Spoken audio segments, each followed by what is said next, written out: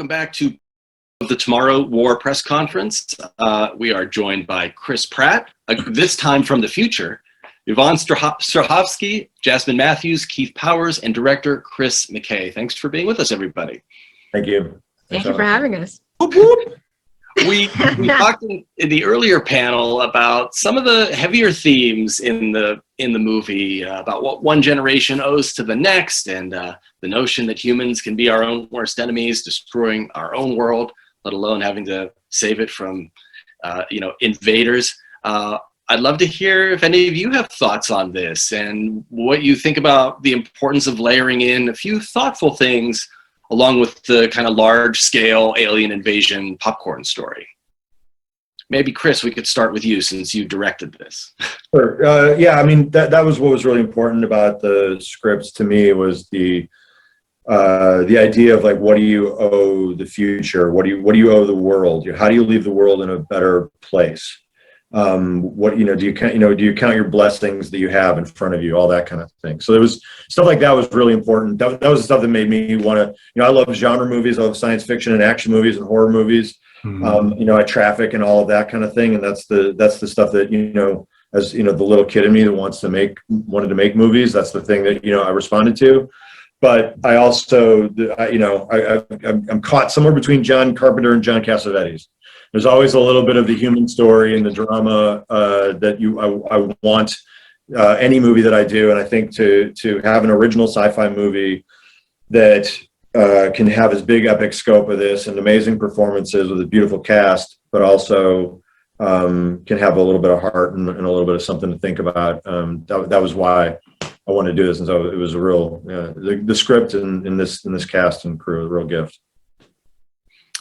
Anyone else have any thoughts on the family dynamics, the environmental themes in the story? I always think it's super cool when a film like this does have all those elements. It always reminds me of, like, underground music being on the radio type of thing. It's like underground music meets that radio song. It's like a good radio song. It's like a radio song with great lyrics. It's like you getting all of it. You can listen to it every day, but you're getting, like, some game every single time you listen to it. That's how I feel about this. Is when I first read it, the funny thing, when I first read it, a lot of that stuff didn't even hit me. And as I kept reading the script and as we were shooting, I was like, whoa, that whole, like, the environmental aspect. And then just, after, the crazy year we had, I was like, just the parallels between the pandemic and us, fighting a war tomorrow in the present, all of it just hit me like, oh, wow, it's crazy. Like, God's timing is crazy, the timing of this coming out and where we are in the world. And it's much needed, it's definitely needed. People need something like this. And it's dope that it gets to be this way, that summer blockbuster, fun, action-packed, sci-fi, all that. Yeah. I think what was also cool for me is that it gave me a sense of hope. And I think I would love for people to be able to take that message of, we have this idea of everyday regular people coming together, dedicated to one mission, and everyone has their purpose. Everyone has something that they can do to help save the world. You needed Nora, you needed Cowan in order, to do what they did in order for the world to be saved as well. So it's this idea that it's going to take all of us together, focused and dedicated, to save the world and make this a better place. And I just love that idea. It's, that unity aspect to it. Yeah. Yvonne, do you have any thoughts? I think everyone has said it really well, but I echo that last sentiment too. It's something I've been talking about. The unity factor, I think, is really interesting coming out of the pandemic, and how we've all been unified during this time of isolation, and how this movie kind of comes at a really good time, where it echoes where we've been, and hopefully where we should go to really focus on the environmental aspects that we face all together as a people in the reality that we live in now. Excellent.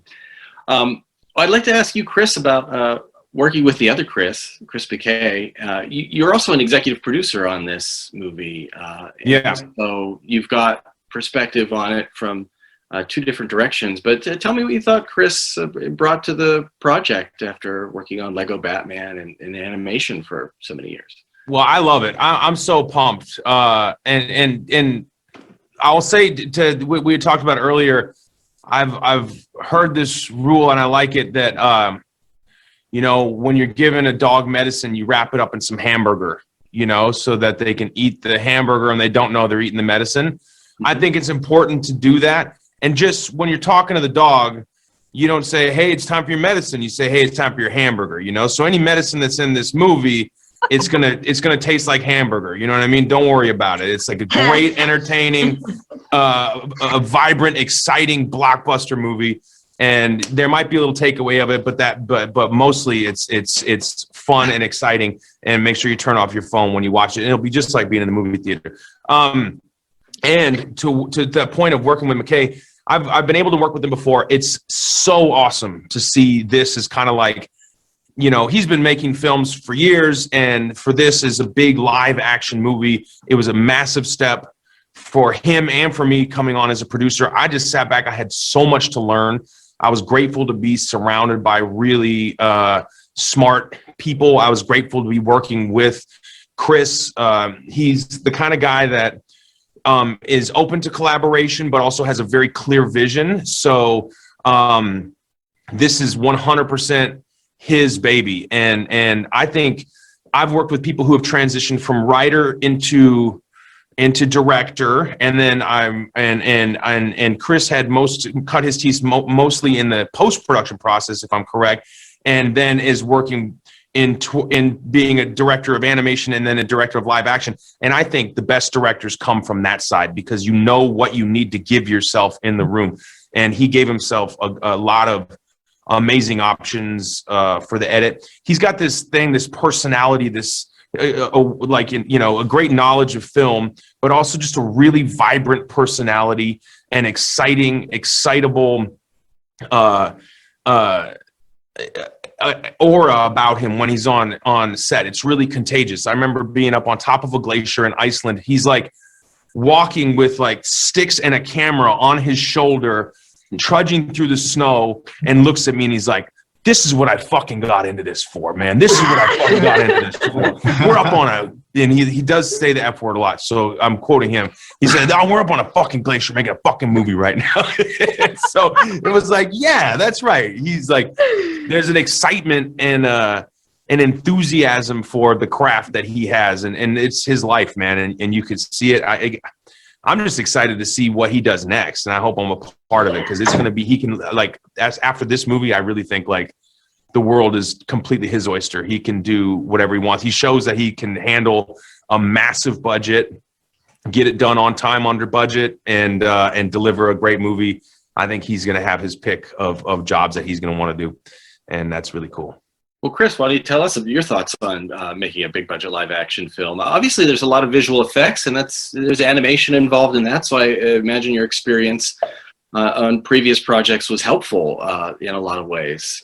Yeah, there's a lot of things that you do in animation that help set the table for the stuff that we needed to do for Tomorrow War. Yeah, I mean, it starts with animatics, it starts with previs, starts with storyboards.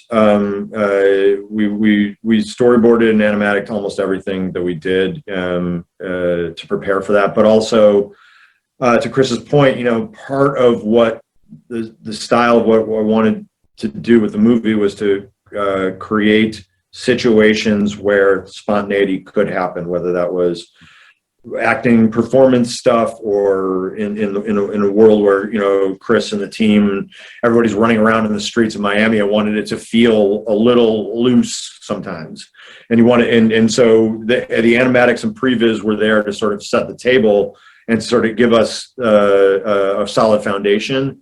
But there was times too where I just wanted the camera to feel like if Chris was running down the street being chased by aliens and that sort of thing, I wanted it to feel like the movie was kind of a little bit out of control. So there was a push and pull with some of that stuff at all times, and I think that was the case with the visual effects stuff. I think it was the case with performances and things like that. It was with Chris and Yvonne on the beach. We kind of went in with one plan, but I also wanted Chris and Yvonne to be able to just move wherever they wanted to. I didn't want them to have to stay in one place.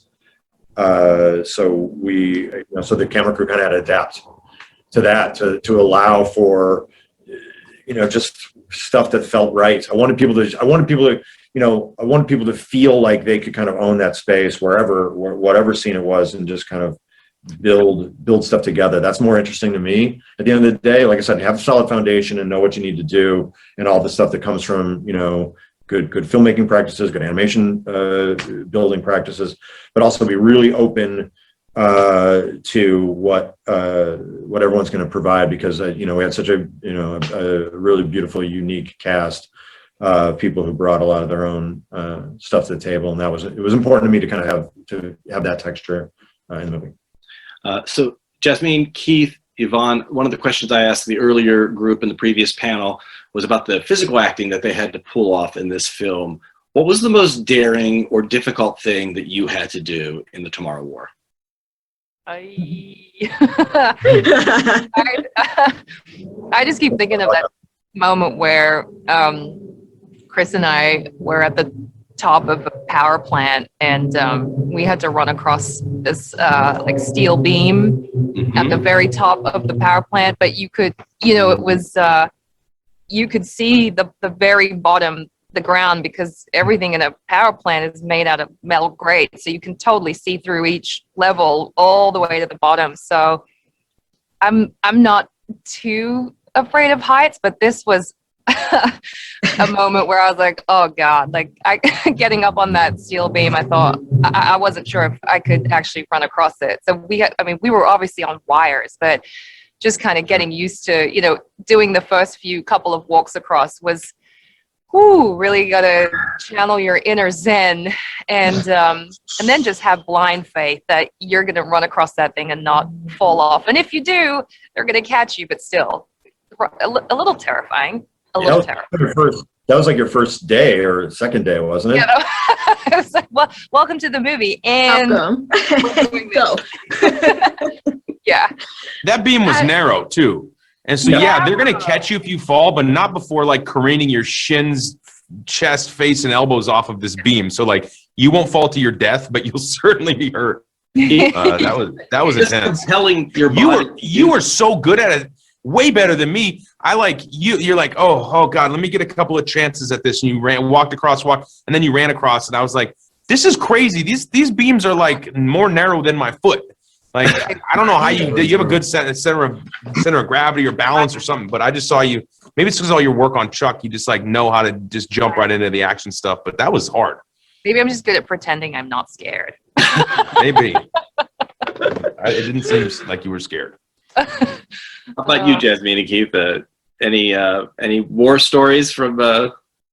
Yeah, mine I think was one of the first days as well, when it's my opening scene when I'm flying down to the soccer field, and I'm afraid of heights terribly, and I have to come in and kind of command the stage and deliver this very important monologue that kind of sets the tone for the entire movie. And I just remember rehearsing at normal speed and flying down with this heavy gun in my hands, and you can't stop. Once your feet touch the ground, you have to keep going, and the camera is super close, so I had to stop before I ever hit the camera, and I was really scared about that, but just the simple fact of overcoming my fear of heights was incredible for me. And I remember Chris McKay a couple of times, he was like, Jasmine, relax, fix your face. It's okay. You're not coming to kill these people. You're coming to deliver a message of peace, and don't make them think that you're coming to kill them. So once I just found my breath and trusted, Tommy, our stunt coordinator, and just got into the character and the gravity of the situation, it worked out pretty well. But I was terribly afraid. Oh yeah, no, I had a bunch. I mean, the main one was the being on top of the tower. We were 100 feet up, and I had to shoot the 50 cal on top of it. I think that was crazy. I'm truly afraid of heights. So, but in between takes, I had to stay up there because it would have taken too long for me to go down the ladder and then come back up in between takes. So I had to stay up there, and I just remember it had an open surface, so you could see through it. And I just remember looking down, and I was just like, yo. No, this is crazy. But Chris would check on me. Chris McKay would check on me, and Chris would check on me too. Even Yvonne, you checked on me a couple of times too. Like you guys checked on me, and I'm gonna be real. Like I would be like, yeah, I'm good. But that was because I'm like, I think it was like the first or second day. I'm like, yo, I can't go out like that. They like, yo, our actor is scared to get up there to shoot. I'm like, I got to get through this. So, I got through it, but it was terrifying. But it's weird because I love roller coasters. So I don't know. Oh. It's the weirdest thing ever. I love roller coasters. I guess I can't just be up high and sitting or moving really slow. It has to be quick.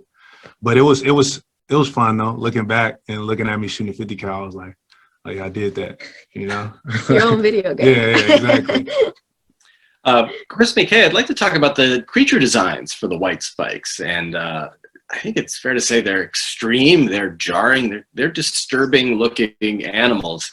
Tell me about the development of their look and how you reached the version we see in the finished film.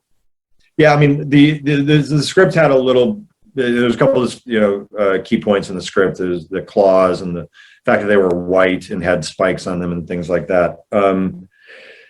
So it left a lot of room to interpret and a lot of room to kind of play. And obviously, there's like there's a couple of high watermarks as far as alien designs. It's whether it's the xenomorph in Alien or whether it's the Predator, but then there's kind of like everything else, right? Mm-hmm. So it's trying not to get close to that, but also trying to find something that served the purpose of the film and was memorable and on its face kind of horrifying. I wanted something that felt ancient. I wanted something that felt like it was hungry. Those are the words that we used when we first started talking about it, that it needed to feel like it had just an insatiable hunger. I wanted the texture to feel the texture to really come through so that you would feel that surface texture was really hard, that it had lots of chips and chunks and nicks and cuts, things like that, because it had been around forever. I wanted you to feel like the flakiness. I wanted the skin to sort of feel like it would flake off, and that there were shoulders that almost felt like armor, so that it could repel attacks and that sort of thing. Also, having offensive weapons, like having some kind of offensive weapons. So I came up with the tentacle and the spike and that kind of thing. So, and I'm also like a big H.P. Lovecraft fan. So kind of like, sort of like that cosmic tentacle horror stuff was something that was on my mind at the time. But like, but that was, it was kind of like, those are the notes that we talked about with, and we had a bunch of great, design teams working on stuff that came up with some really wonderful, interesting stuff that I hope that if we get a chance to do another Tomorrow War movie, that we would use some of these other designs when we sort of fill out the other, other worlds and things like that.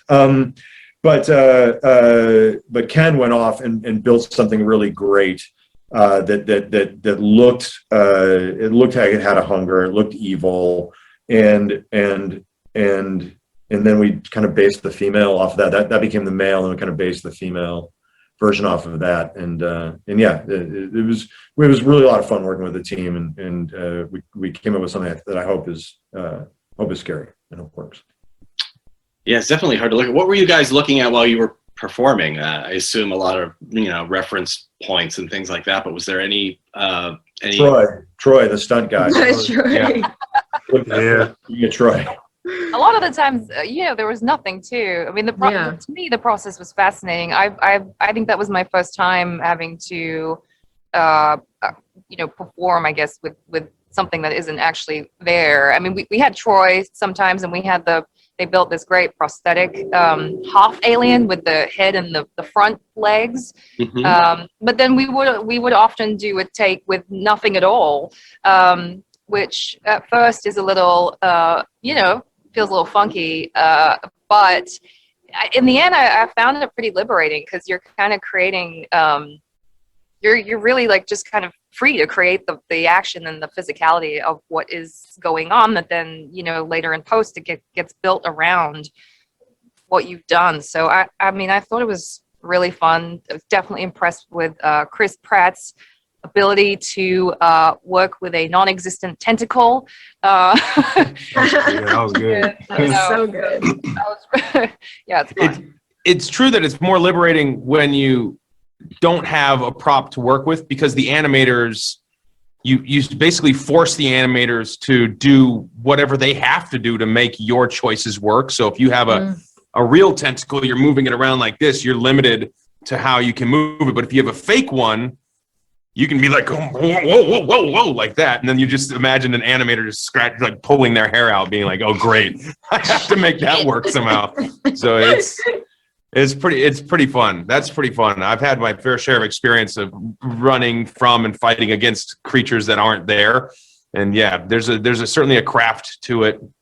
And you could have a whole like podcast episode about the way to achieve it, but it's a combination of various things you're going to look at, whether it be a tennis ball or the guy named Troy, who's 7 feet tall, a mountain of a man, and very scary. Like, you look at Troy and you think that's certainly a person who could lift me up and break me in half. I mean, he becomes significantly less scary when he's put in a giant gray leotard, but still he's scary.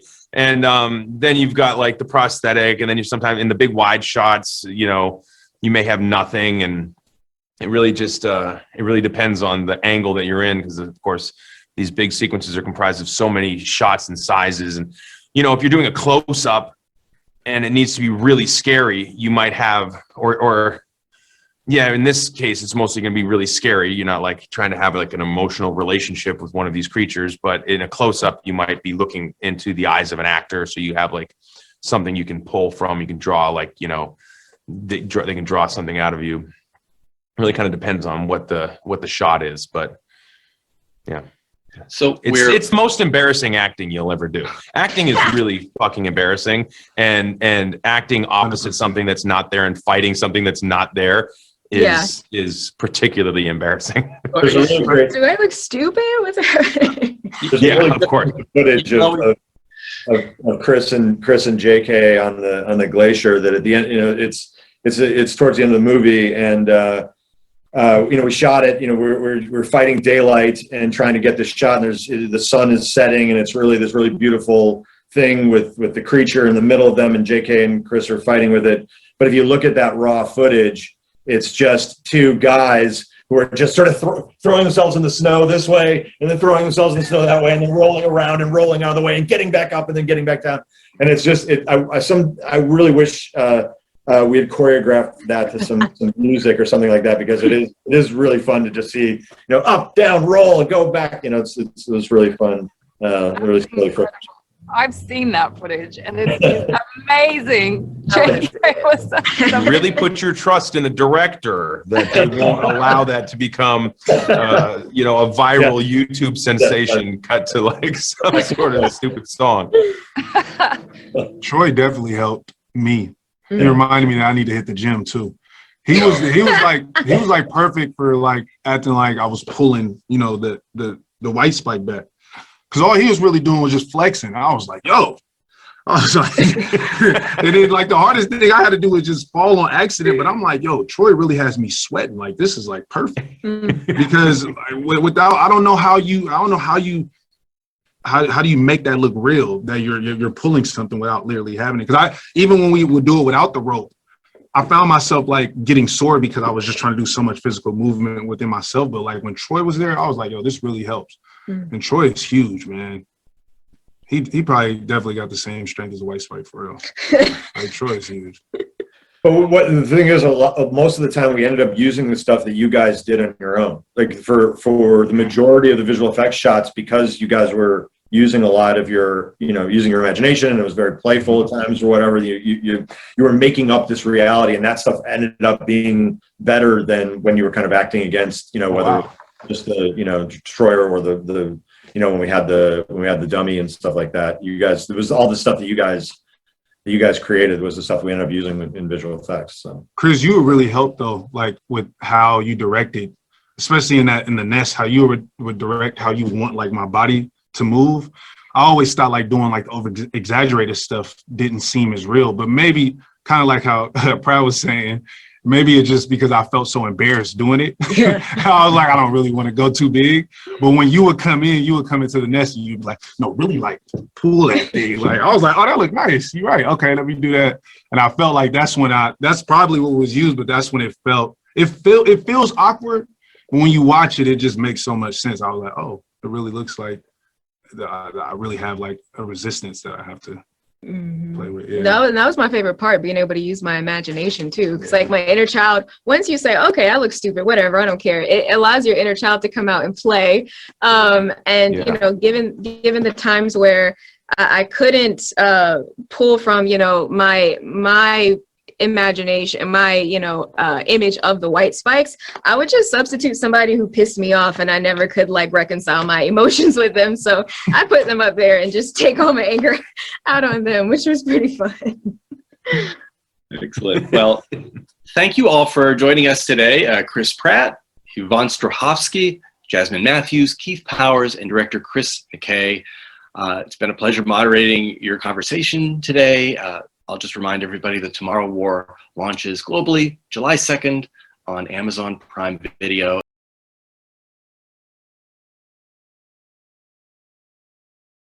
Thanks, everybody. Thank Thanks, you. guys. Thank you.